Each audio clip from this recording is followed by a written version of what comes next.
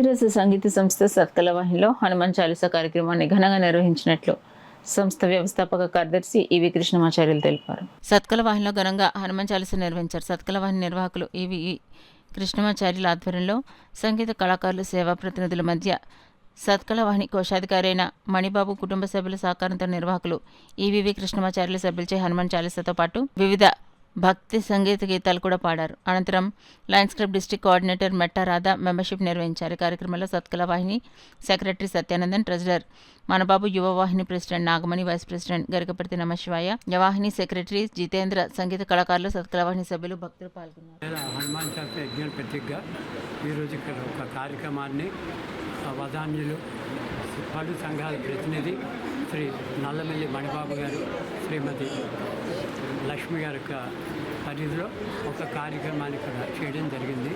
దీనికి మణిబాబు గారు ఎన్నో తరాల నుంచి ఇక్కడ అనేక సంవత్సరాలకు సేవలు అందిస్తూ కాకినాడ పట్టణంలో మరి లయన్స్ క్లబ్, ఇక్కడ సంగీత సరస్వతి గాన సభ, విద్వత్సభ, శ్రీరామ సమాజం వంటి సంస్థలకి ఆయన చేతులు ఇవ్వడం ద్వారా, అలాగే జీవన సంధ్యాన ఓల్డేజ్ విభాగాన్ని మణిబాబు గారి దగ్గర నుండి చూసుకుంటున్నారు.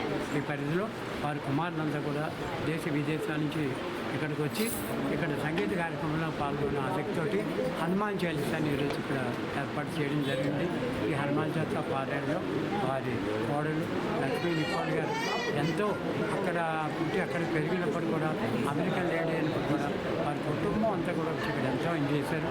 వారి మునిమనుడికి ధర్యాన్ని నామకరణం చేసి భారతదేశం యొక్క ధరని మరింత చాటిన మణిబాబు గారి కుటుంబ సభ్యులకు అందరికీ ప్రత్యేక ధన్యవాదాలు తెలియజేస్తున్నాను. అలాగే వారు పెంచుకున్న లయన్స్ క్లబ్, సంగీత సభలు, వివిధ సమాజాల ప్రతినిధులు కూడా సత్కలవాహిని తరఫున ప్రత్యేక అభివందనాలు తెలియజేశారు.